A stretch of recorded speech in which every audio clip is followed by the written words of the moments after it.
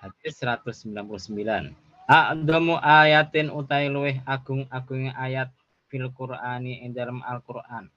Ayatul kursi, iku ayat kursi, yaitu Allahu la ilaha illa wal hayyul qayyum dan seterusnya. Jadi Al-Qur'an yang paling agung pahalanya, maksudnya Al-Qur'an yang paling besar pahalanya dalam itu adalah ayat kursi. Kenapa? Karena dalam ayat kursi itu disebutkan sifat-sifat Allah, baik yang zat, baik yang sifat maknawi, baik yang sifat berupa af'al. Jadi kalau kita ngaji tauhid, itu nanti ada sifat yang namanya sifat zat, sifat Allah yang berupa zat, yaitu apa? Wujud. Allah maujudun, nah itu sifat zat. Kan dimulai dengan Allahu, Allahu la ilaha illa huwal hayyul qayyum. Kemudian ada namanya sifat maknawi. Sifat maknawi yaitu Allah zat yang hidup, Allah zat yang qayyum. Qayyum itu artinya bukan, qayyum itu af'al. Hayyu itu sifat yang maknawi, qayyum itu sifat af'al. Apa sifat af'al itu? Sifat af'al itu sifat Allah yang nanti ada kaitannya dengan manusia. Manusia. Kalau tidak ada kaitannya dengan manusia, namanya sifat maknawi. Jadi ayat kursi itu mengandung sifat-sifat Allah yang zat, sifat Allah yang maknawi, sifat Allah yang af'al tadi. Kemudian kalau kita perhatikan lagi, ayat kursi itu menunjukkan keutamaan zikir, ingat kepada Allah, dan keutamaan tentang ilmu. Jadi kalau kita perhatikan Allah, terutama ilmu tauhid, karena di situ diterangkan komplit tentang sifat Allah yang maha sempurna. Allahu la ilaha illa huwal hayyul qayyum. Allah tidak ada Tuhan selain Allah. Al hayyu al qayyum, zat yang hidup, al qayyum yang berdiri sendiri. Al qayyum yang bisa diartikan qayyum itu mengatur urusan juga bisa. Kemudian apa, Mas? Apa enggak? Allahu la ilaha illa huwal hayyul qayyum la ta'khudhuhu sinatun wa la naum. Jadi Allah itu tidak pernah terkena namanya ngantuk, apalagi tidur. Ngantuk aja tidak pernah. Itu kan. Kalau Allah itu ngantuk tidur sedetik aja, dunia akan hancur. Gitu kan. Alam semesta itu akan hancur. La ta'khudhuhu sinatun wa la naum. Lahu ma fis samawati wa fil ardh. Bagi Allah lah kepunyaan beliau seluruh bumi dan langit ini. Kemudian apalagi? Apa enggak ini? Enggak pernah tahlilan nih kelihatan. Lahu ma fis samawati wa fil ardh. Sudah tadi. Man dzalladzi yashfa'u indahu illa bi'idznih. Man dzalladzi yashfa'u indahu illa bi'idznih, ya. Siapa yang bisa memberi syafaat kecuali atas izin Allah? Ini menunjukkan bahwasanya sehebat apapun orangnya, sealim apapun orangnya, sesoleh apapun orangnya, kalau tidak dikasih izin sama Allah, nanti di hari kiamat tidak akan bisa memberi syafaat atau pertolongan. Cuma dalam hadis terangkan bahwasanya selain Kanjeng Nabi itu nanti para ulama pun bisa memberi syafaat pertolongan. Ini menunjukkan betapa luar biasanya, hebatnya keutamaan ilmu itu, sehingga orang yang punya ilmu itu bisa memberi syafaat, terutama para kiai, para ulama. Karena itu perbanyaklah kenal dengan para kiai, para ulama. Suatu saat misalkan Anda dapat cilaka masuk neraka, dapat punya kenalan kiai ulama, dapat syafaat, dapat pertolongan. Kan itu kan. Kemudian apa lagi? Ya pokoknya ya lamuma baina aydihim ma khalf ya'lamu ma baina aydihim wa ma khalfahum wa la yuhituna syai'in min wala yuhi illa bima syaa, ya toh.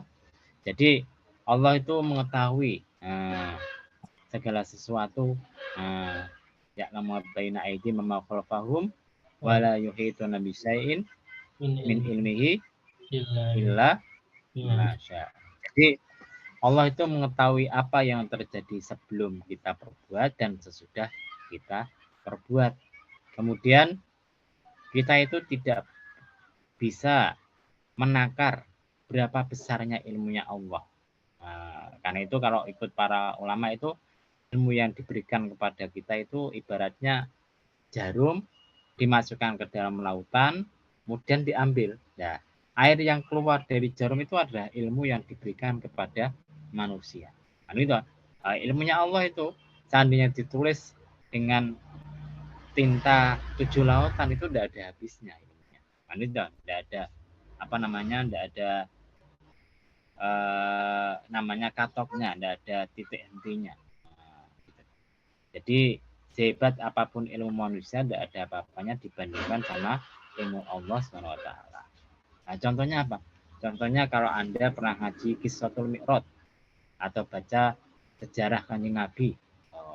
Pada saat Kanjeng Nabi berada di rumahnya Halimah Sa'diyah, ketika beliau disusukan di sana, kan ada kejadian Kanjeng Nabi itu dibawa oleh 2 orang malaikat, kemudian salah satu malaikatnya itu bawa baskom, satunya kemudian tangannya ditaruh pada dada Kanjeng Nabi, dibelah dadanya, hatinya diambil, kemudian dicuci dalam baskom tadi, kemudian dimasukkan lagi, kemudian hati dadanya ditutup kembali. Pada zaman itu orang tidak percaya. Kenapa tidak percaya? Mana mungkin, mustahil itu. Zaman sekarang orang percaya, kok bisa? Namanya ilmu kedokteran sudah maju ya. Kita bisa bedah tubuh, hati diambil, kemudian dikembalikan lagi kan bisa. Bahkan diganti dengan hati yang lain pun bisa. Kemudian ditutup lagi dengan operasi. Cuma bedanya perlu waktu kalau manusia. Kalau Allah SWT ketika merintahkan 2 malaikat tadi tidak perlu waktu lama. Cukup tangannya ditaruh sudah menutup kembali. Itulah berikan ilmu Allah itu sudah ribuan kali, ribuan atau mungkin jutaan tahun lebih maju dibandingkan ilmu kita. Paham ya? Contoh lagi misalkan Isra Mi'raj. Isra Mi'raj itu zaman Kanjeng Nabi itu bikin geger. Kenapa kok bikin geger? Tidak mungkin orang pergi dari Mekah, kemudian ke Masjidil Aqsa, kemudian naik ke langit dalam waktu 1 malam saja.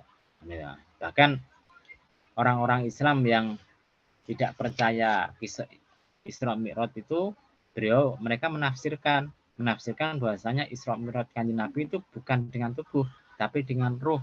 Karena tidak percaya ada Isra Mi'raj Kanjeng Nabi dengan tubuhnya. Padahal ikut para ulama mayoritas itu kan Rasulullah Isra Mi'raj itu dengan tubuhnya juga. Itu kan. Nah, ketika Kanjeng Nabi pulang dari Isra Mi'raj cerita, orang-orang Mekah itu geger. Geger. Akhirnya kemudian ketika geger itu ada yang ngomong sama Kanjeng Nabi, kalau kamu benar Isra dan Mi'raj, tolong kaki kamu satu diangkat. Kalau sudah, satunya lagi diangkat. Kalau kamu tidak jatuh, kami percaya kamu pernah Isra Mi'raj. Ketika Abu Bakar dengar semacam itu, beliau datanglah ke sana ngomong, seandainya Muhammad, ya kita ngomongnya kan zaman Kanjeng Nabi kan tidak ada Sayyidina ya toh. Seandainya Muhammad tuh ngomongnya lebih dari ini pun saya percaya. Jadi kemudian karena itulah Abu Bakar kemudian dikasih gelar Abu Bakar As-Siddiq, yang membenarkan Kanjeng Nabi. Padahal orang-orang Quraisy tidak ada yang percaya. Ya kan itu asal mulanya kalau tidak salah terjadinya karena gara-gara kisah Isra Mi'raj tadi. Tapi zaman sekarang orang bisa percaya. Kok bisa percaya? Sekarang itu kita bisa mencapai kecepatan suara berapa kali lipat, namanya Mach. Ya toh, kalau nggak Mach atau apa itu. Kalau Anda lihat film-film action, terutama filmnya Tom Cruise atau yang mana itu, yang pakai pesawat-pesawat itu, itu kan ada kecepatan suara. Itu masih rendah itu. Paling tinggi kecepatan cahaya. Kecepatan cahaya kita belum bisa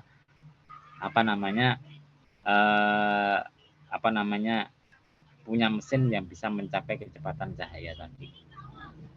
Apa ada lagi selain kecepatan cahaya? Masih ada lagi, Mas. Selain kecepatan cahaya itu ada kecepatan yang dipakai oleh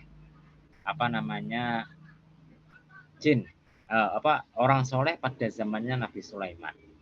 Kan pada zaman Nabi Sulaiman itu ketika dengar ada Ratu Bilqis yang punya singgasana tapi menyembah matahari, akhirnya kemudian kan dia menawarkan, siapa di antara kalian yang bisa memindahkan singgasananya Ratu Bilqis ke tempat saya. Padahal kalau tidak salah itu jarak antara tempatnya Nabi Sulaiman dengan Ratu Bilqis itu sekitar 3.000 km kalau tidak salah, 3.000 km atau berapa saya lupa ya.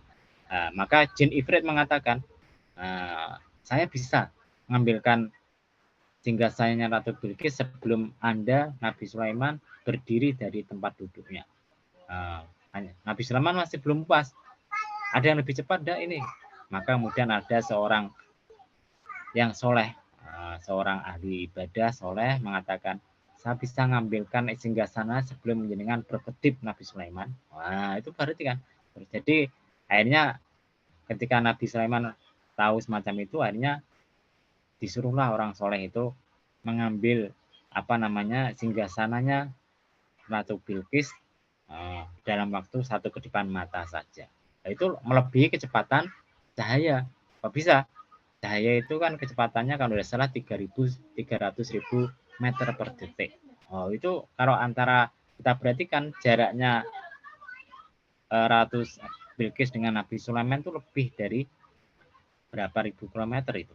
Tidak mungkin cuma satu kedipan, tidak mungkin. Nah, itu namanya kecepatannya melebihi kecepatan cahaya. Itu ilmunya Allah luar biasa. Kan gitu.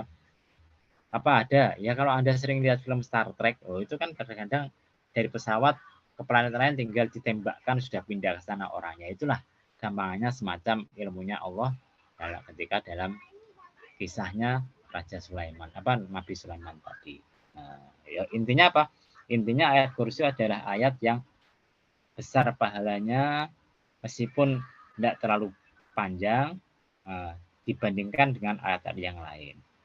Wa dalu ayatin lan utawi luweh adil ayat fil Qur'ani ing dalam Al-Qur'an. Innallaha satune Allah ya'muru iku perintah sapa Allah bil adli kelawan adil wal ihsani lan kebagusan. Jadi ayat yang paling adil dalam Al-Quran itu adalah ayat ini. Innallaha ya'muru bil adli wal ihsan. Betulnya ada beberapa penafsiran, ambilkan penafsiran yang disebutkan pertama kali dalam syarahnya. Yang dimaksud adil di sini adalah tengah-tengah. Tengah-tengah dalam i'tiqad, tengah-tengah dalam beramal. Apa yang dimaksud dengan tengah-tengah dalam i'tiqad? Jadi kalau kita mempelajari ilmu teologi, nanti ada beberapa macam aliran agama Islam, banyak sekali. Ada namanya aliran yang namanya Mu'attilah. Mu'attilah itu artinya mengosongkan Allah dari sifat-sifat manusia. Allah itu yang maha sempurna. Dia tidak punya sifat-sifat seperti manusia. Tidak ada namanya hayo, tidak ada namanya macam-macam. Namanya Mu'attilah itu biasanya kelompok Mu'tazilah semacam itu. Kemudian ada namanya kelompok Mujassimah. Mujassimah itu menyerupakan Allah dengan makhluk. Nah, ini biasanya akidahnya orang-orang Salafi itu mirip dengan Mujassimah. Nah, contohnya apa? Mereka mengatakan innallaha 'alal arsistawa. Allah itu duduk di atas singgasana, di atas singgasanya. Di atas di mana? Di atas berarti di atas. Allah itu berada di atas. Maka itu namanya Mujassimah. Ini berkiblat kepada Ibnu Taimiyah. Ibnu Taimiyah itu ikut dengan kelompok ulama mazhab Hambali, tapi yang keras-keras, yang Mujassimah tadi. Padahal kalau kita perhatikan akidah kita itu kan tengah-tengah. Artinya tidak menyebikan sifat Allah, tapi tidak menyerupakan Allah dengan makhluknya. Nah, ketika ada berkaitan dengan arah, innallaha 'alal arsistawa, sesungguhnya Allah itu berada di atas singgasana. Atas itu kita tahu, tapi atas yang dimaksud bukan semacam itu. Karena yang namanya atas itu relatif. Kita ingat bumi itu bulat, gitu. Apa yang kita anggap di atas kita itu oleh orang lain yang di seberang kita itu berada di bawah mereka. Paham ya? Itu namanya akidah namanya tawasud tengah-tengah di antara Mu'tazilah dan Mujassimah. Nah, gitu. Kemudian dalam beramal pun kita diharuskan tengah-tengah. Kok bisa tengah-tengah? Ya kalau Anda ibadah ya jangan keterlaluan. Nah, misalkan Mas Ruslan ya. Mas Ruslan puasa terus tiap hari, sholat terus tiap hari, malam juga sholat. Dan nanti istrinya dapat jatah kapan? Ah ya toh? Udah dapat jatah kasihan. Kan itu. Nah, karena itu ada cerita dari sahabat siapa itu namanya Ibnu Umar. Ibnu Umar itu suatu saat lihat istri sahabatnya, kaget dia. Kok kaget gimana? Nah, ternyata istri sahabatnya itu penampilannya tidak karuan, ya, tidak rapi, tampaknya bajunya itu kedodoran, ya tidak, pokoknya tidak macam-macam. Ditanya, kalau bahasa Jawanya kan, Bojeng, jenengan kok gitu sekarang penampilannya kok gitu? Ya gimana lagi? Suami saya sudah tidak butuh saya. Suami saya itu kalau pagi sampai sore itu puasa. Nanti kalau habis itu sholat terus, zikir terus, baca Quran terus, tidak pernah namanya nyentuh saya. Nyentuh saya. Itu. Akhirnya kemudian Ibnu Umar datang ke rumahnya berkunjung. Kemudian ketika pagi hari dia mau makan, sahabat tadi yang istrinya kedodoran tadi, cawaria makan. Loh, enggak, saya puasa. Oh, udah bisa, ada tamu kok puasa. Ayo makan sama saya. Akhirnya suruh dipaksa makan sama dia. Ketika malam hari, kemudian saatnya dia istirahat, sahabat yang tadi tetap nekat mau sholat, mau pikir dan sebagainya. Dipaksa sama Ibnu Umar. Istirahat dulu dong, masa ibadah terus. Nah, ini kemudian dikatakan bahwasanya agama itu punya hak kepada kamu, tapi keluarga kamu, juga istri kamu punya hak kepada kamu. Artinya kita harus mikirkan anak istri, tapi juga mikirkan agama juga. Jangan anak istri terus, jangan agama terus. Itu kan. Demikian pula kalau kita ibadahnya itu tidak mempeng, tapi jangan juga kemudian teledor. Gara-gara sibuk kerja, gara-gara sibuk dengan keluarga, akhirnya tidak sholat 5 waktu, tidak puasa. Ya jadi tawasud lah, tengah-tengah dalam amal tuh semacam itu. Sebetulnya ada tafsiran lain tentang adil tadi. Wal ihsani, kemudian ihsan itu berbuat adil, berbuat baik kepada orang lain. Kalau kita lihat penafsiran yang lain, ada penafsiran kedua. Apa yang dimaksud al-adil itu? Adil itu artinya berbuat sama dengan yang kita terima. Contohnya ada orang berbuat baik pada Anda, ya Anda balas berbuat baik. Kemudian ada orang berbuat jelek pada Anda balas berbuat jelek. Itu namanya adil. Kan itu. Tapi yang lebih bagus bukan adil, yaitu al-ihsan. Ihsan itu apa? Ihsan itu adalah kalau ada orang berbuat jelek kepada Anda, tapi Anda justru berbuat baik kepada orang tadi. Ada orang pelit tidak pernah sedekah, Anda kasih sedekah. Ya toh? Ada orang tidak pernah mengucapkan salam kepada jenengan pada orang lain, Anda ucapin salam. Nah, itu namanya ihsan. Wa fu ayatin nan utai luweh meden-medeni ayat fil Qur'ani ing dalam Al-Qur'an. Paman moko utai sepone wong yak maliku agawe sapa wong miskola darrotin ing sepadane darroh, sak bobot darroh. Darroh itu bagian terkecil dari sesuatu. Kalau zaman dulu para kiai maknanya semut budak atau biji sawi. Nah, tapi kemudian zaman sekarang itu ditemukan atom, maka ada sebagian ulama nafsirkan miskala darrotin sebesar atom. Nah, tapi kalau kita perhatikan ilmu fisika semakin modern, atom itu bukan bagian terkecil, ada neutron, elektron, proton dan sebagainya. Nah, maka ya pokoknya darroh itu bagian yang terkecil dari sesuatu lah. Nah, entah penafsirannya apa ya terserah.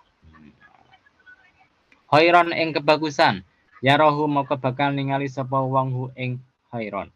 Waman nautai sapane wong ya maliku agawe sapa wong miskola darroting ing sak bobot darroh. Sarron ing kealanan, ya rohu mau bakal ningali sapa wong hu ing sarron. Jadi ayat yang paling mengerikan, menakutkan ikut kanjeng Nabi itu adalah ini dalam surat Zalzalah.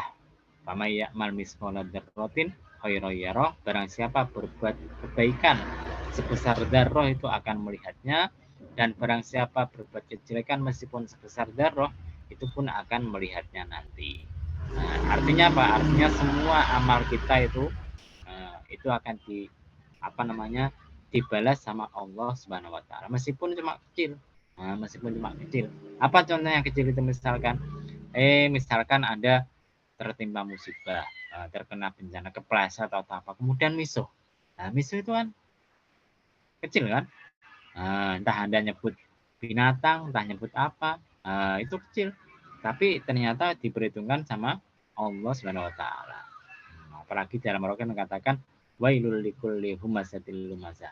Celakalah bagi para pengumpat pencaci maki tadi. Kemudian kalau misalkan Anda ada orang minta-minta ngemis kemudian Anda kasih 500 rupiah, itu kan kecil. 500 rupiah itu dapat permen 1 atau 2. Nah, tapi itu tetap dihitung sama Allah Subhanahu wa taala. Warja ayatin nanutailweh dan arab ayat fil Qur'ani ing dalam Al-Qur'an. Ya ibadiyalladzi, ya ibadi he hambaku, alladzina asrafu kang berlebihan ala anfusihim ing atase awak dhewe ne ibad. La taknutu, aja putus asa sapa sira kabeh mir rahmatillahi saking rahmate Allah. Innallaha satana Allah yaghfirud dzunuba, iku ngapura sapa Allah ad-dzunuba ing pira-pira dosa jami'an hale sekabehane. Jadi ayat yang paling bisa kita jadikan harapan itu adalah ayat ini. Wahai hambaku yang telah melebihi batas kepada dirinya sendiri, janganlah kalian putus asa dari rahmat Allah. Sesungguhnya Allah itu mengampuni dosa-dosa seluruhnya. Tapi ingat, ada satu dosa yang tidak diampuni sama Allah. Apa itu? Yaitu syirik. Innallaha la yaghfiru ayyushraka bihi wa yaghfiru ma duna dzalika liman yasha. Sesungguhnya Allah tidak mengampuni kalau disekutukan, tapi beliau mengampuni akan dosa-dosa yang lain bagi orang yang beliau kehendaki. Artinya apa? Artinya ikut akidah Ahlussunnah wal Jamaah, meskipun ada orang itu melakukan dosa besar, itu masih bisa diampuni sama Allah Subhanahu wa taala kecuali menyekutukan Allah Subhanahu wa taala.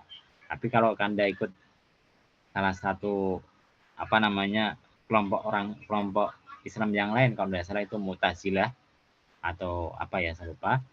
Kalau Anda berbuat dosa besar, ya jelas tidak bisa masuk surga, jelas masuk neraka. Ini tidak sesuai dengan dalil-dalil Al-Qur'an dan hadis Kanjeng Nabi. Rawahu wa taqu ing hadis sapa As-Sairazi, sapa Imam As-Sairazi an Ibnu Mas'udin saking sahabat Ibnu Mas'ud. Jadi hadisnya adalah hadis yang dhaif. Cuma meskipun dhaif, ini satu-satunya hadis yang bisa dipakai pegangan dalam masalah masalah ini. Kemudian yang perlu diperhatikan lagi, sebetulnya para ulama itu berbeda pendapat masalah apakah ayat Al-Quran itu ada yang utama, ada yang tidak. Kalau ikut pendapat Imam Al-Asy'ari dan Imam siapa saya lupa satunya, Imam Al-Asy'ari dan Imam siapa ya, kok saya lupa. Itu mengatakan bahwasanya semua Al-Quran sama, ayat Al-Quran itu sama, tidak boleh kita banding-bandingkan. Karena kalau ada yang utama berarti ada yang tidak utama. Nah, ini tidak pantas pada firman Allah, tidak pantas. Pendapat yang kedua mengatakan boleh. Kenapa? Hadisnya menjelaskan ada keutamaan ayat ini, keutamaan ayat ini, itu boleh. Bukan berarti ayat yang lain itu tidak utama. Tidak, ini berkaitan dengan pahala. Jadi ayat ini pahalanya lebih besar daripada ayat yang lain. Contohnya, Anda baca kulhu huwallahu ahad 3 kali, itu pahalanya sama dengan baca Quran. Itu kan, padahal kalau Anda perhatikan, ayat Quran jumlahnya berapa, kulhu jumlahnya berapa. Gitu. Meskipun demikian, tidak sama pahalanya. Karena cuma sama dengan baca Quran, tapi pahalanya lebih besar kalau kita baca Quran seluruhnya. Karena ada beberapa ayat yang punya keutamaan lebih dibandingkan yang lainnya. Kemudian pendapat yang tengah-tengah itu pendapatnya Izzuddin bin Abdissalam yang disokong oleh Imam Ghazali. Ayat Al-Quran itu kalau bercerita tentang Allah SWT itu berarti ayat yang utama. Kalau ayat itu bercerita selain Allah, ya bukan ayat yang utama. Nah, gitu loh. Nah, contohnya apa? Contohnya ayat kursi itu cerita tentang Allah, maka itu ayatnya paling utama pahalanya. Tapi kalau misalkan tabbat yada abi lahabi wa tab, cerita tentang Abu Lahab, nah, kan bukan tentang Allah, yaitu lebih utama yang tentang Allah SWT. Paham ya? Kita tambah atau mau tanya jawab? Monggo. Kalau mau tanya, Boleh Pak, nanya Pak, mungkin. ya. Pak, yang tadi ayat tadi kan yang tengah-tengah tadi Pak ya.